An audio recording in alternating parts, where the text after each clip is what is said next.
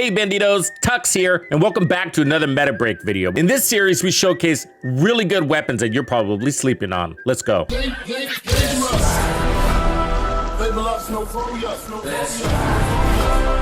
too many kids bang with us. Situation fight one. What's gonna do? Why go run? So in this series, I highlight weapons that are really good in the Division 2. I mean, they're basically meta breakers. And so right now, currently the meta is the St. Elmo's, and that might change next season, which could be an SMG. But for assault rifles, let's just call it the St. Elmo's. That's what everybody is running right now, right? It's good to switch it up, but also for discovery. There's a lot of weapons out here in this game that you can really enjoy. And at the end, they're so good, your results are gonna be the same. I mean, look at that time to kill. I mean, you don't need shock. I mean, they were foamed.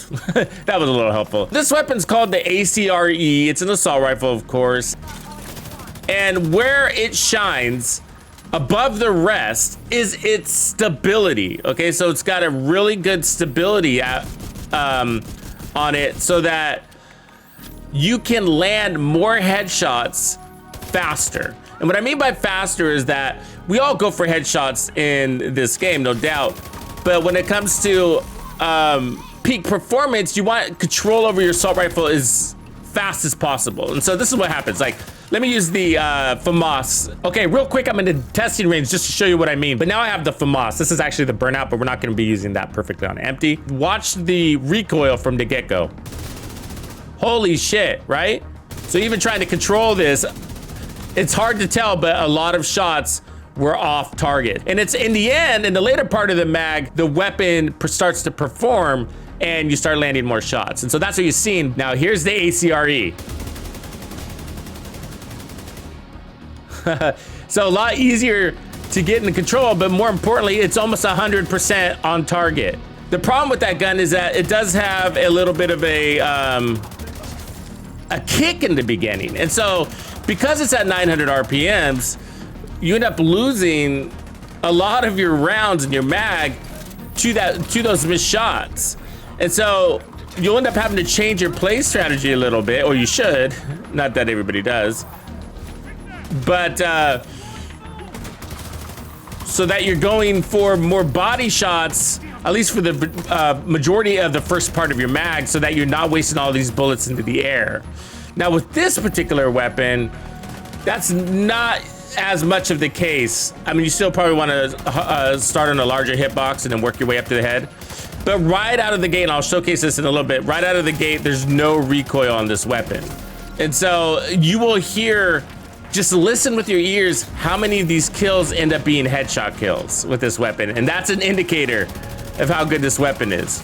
See that? That's 2 headshot kills in a row. And so I am using the 8x scope. You know, it's not a requirement for this particular build that I'm running. I just like the 8x scope, especially on weapons. It's actually a good way to showcase how stable the weapon is, because with that zoomed view, you can see how many shots I'm actually landing on the head and how many are missing. One of the things that makes a really good weapon in Division 2 is its ability to stagger. So if once you stagger them, they don't shoot back. And that's critical to success, because you stagger them so that they don't shoot back. Then you have a really good time to kill to back it up and finish them off before they ever get a chance to recover and shoot back.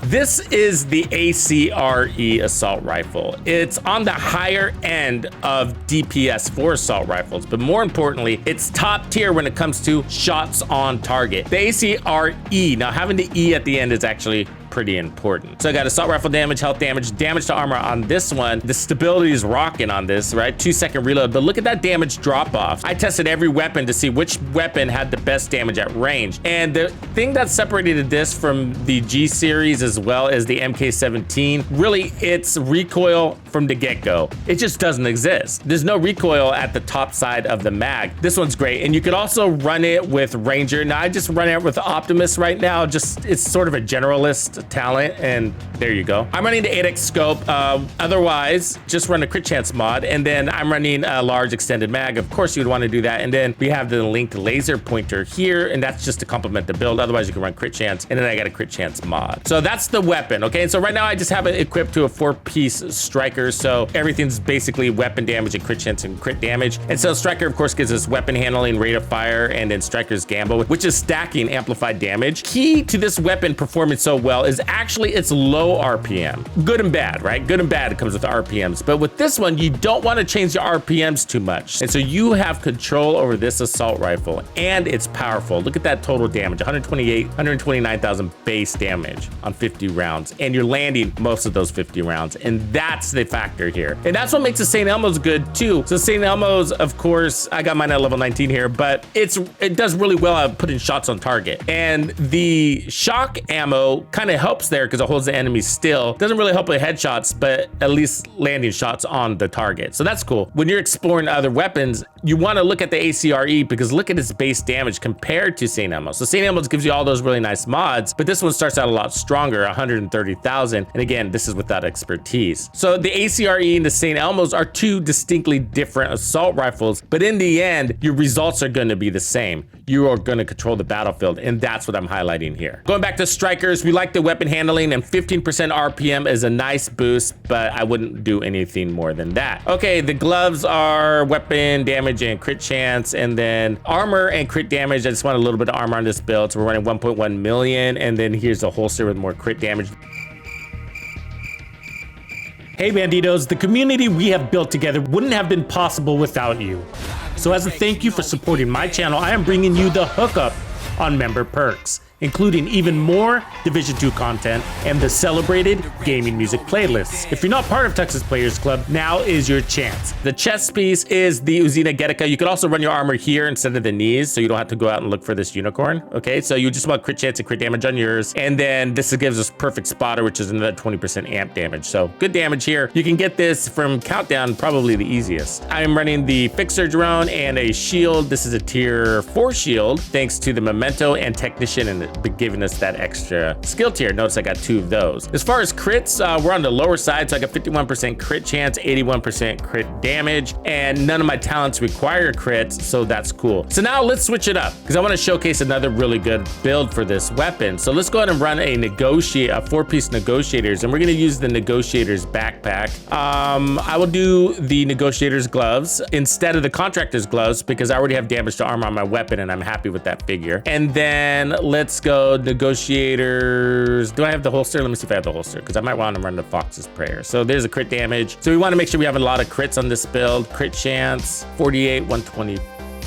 And so you want a lot of crits because Negotiators based off of crits. What I'm looking for here is damage to targets out of cover. Cool, I'll take those and then I'll just re-roll them real quick. Let's put on some crit chance mods. Okay, for the chest piece, I'm gonna switch it up just to give you another look. And so let's go ahead and change it to the Pristine Example. So the Pristine Example is, of course, in a Raleigh Holdings for marksman rifle damage. We don't care about that loss of slot there. That's just an additive slot. And multiplicative type damage is better. And that's what Perfect Focus gives us. And that gives us a 6% increase per second while aiming down scope, which I'm doing. And that gets us up to 60% total weapon damage. That is a multiplier and worth a lot more than what something like Fenris could do. Otherwise, I got crits there. So that's gonna be really strong. And you don't really have to be OCD about being in scope. There we go. 59, 125, so that's great. Okay, so I made the last changes. So just another quick look. So I got the Fox's Prayer now with crit damage. So our total crits are at 59, 137, okay? And then I'm running Gunner for 10% armor on kill. That's mainly why. And then I no longer have the laser pointer here. So I'm running both crit mods. And then the shotgun as well is crit mods. Okay,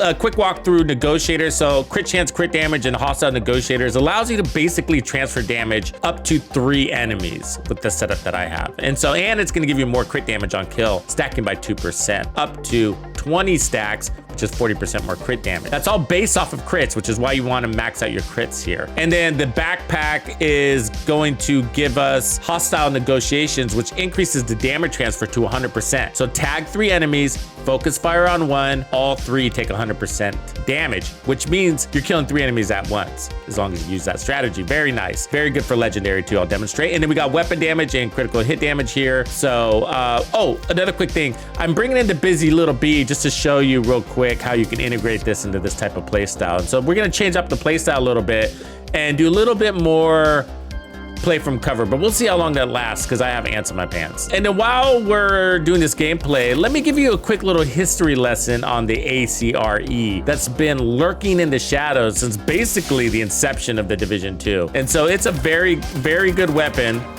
always has been, but it had its heyday during the early days, and that's because really, it's because PvP was kind of at its best, and that's where this weapon was discussed the most in the context of PvP. And the reason why is because like if you can get more shots on target in PvP, then you're gonna win that fight against your opponent. If you can get more headshots on target, then you're gonna improve your time to kill against that target even better. And so when you're going toe-to-toe in PvP, it's gonna come down to that. And the players that were really tactical and figured that out realized that it wasn't as much about burst damage, which is helpful, as it was weapons that could land shots on target, especially on the head. So to achieve that, you want a weapon with high base damage and really good control. And so the ACR-E and the MK17 both shined really well in PvP. So we'll just do all body shots on this guy. Maybe a couple of nut shots or 2. So yeah, that's where this weapon really was discussed the most in that context. And then, like I said, a couple of seasons ago, I did some testing and brought it to the surface again, and I think it's an exceptional weapon for legendary.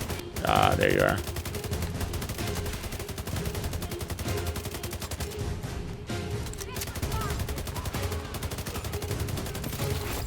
See how I killed all 3 of those enemies, right? So that's Negotiators. And so I want to show you this build because you have so much control, it makes Negotiators pretty nice.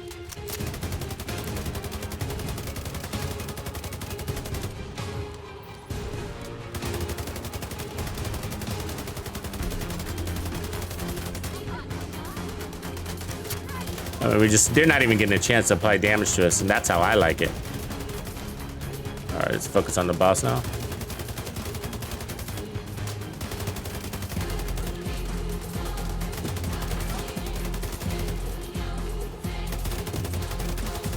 There it is. Very cool. So Negotiators doesn't put out as much damage on a single target because it spreads it around. So that's a difference. Okay, I'm still running the same build. I just switched over to a turret instead of a fixer drone just to pull some aggro from me. But yeah, you know, every time I run this weapon, I'm always sort of like, oh, I remember you. You know, that's how this weapon is for me. I really, really like it. It always impresses me. All right. Oops, wrong gun.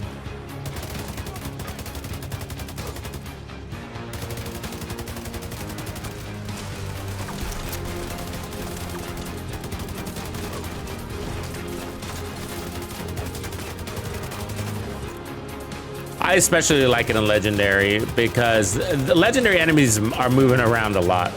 They press you and then they run away. And so if you can get them before they run back into cover, oops, I better heal from that. Everything goes so much more smoothly, right? And that's because they have usually heal crates. And so having that really stable weapon and improved damage drop off compared to its competitors is really giving you an advantage in legendary content like this.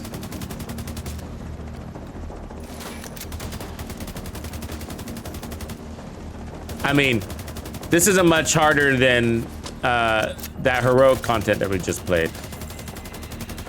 I mean, first of all, focus, if you're not aware, is one of the strongest chess pieces in the game for assault rifles. And, you know, I took polls on the community, and apparently a lot of you are relaxed players anyways, and that caters to that play style. So let's charge up that chess piece talent. All you gotta do is point and shoot. So Chungas, you really like Chungas for Negotiators builds. Big, slow targets. So just be sure you have those other targets marked, because that's what you're gonna do is use the Chungas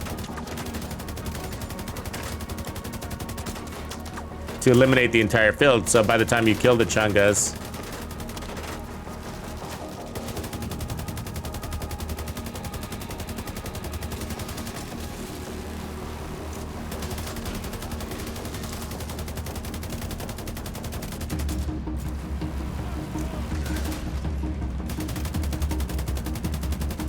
there's gonna be a sniper hiding in the back. There always is. There's one.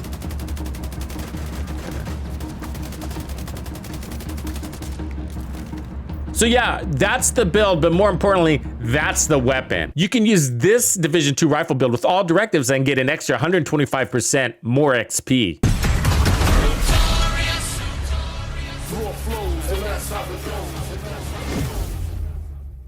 Follow me. You're still here? It's over. Go home. Go.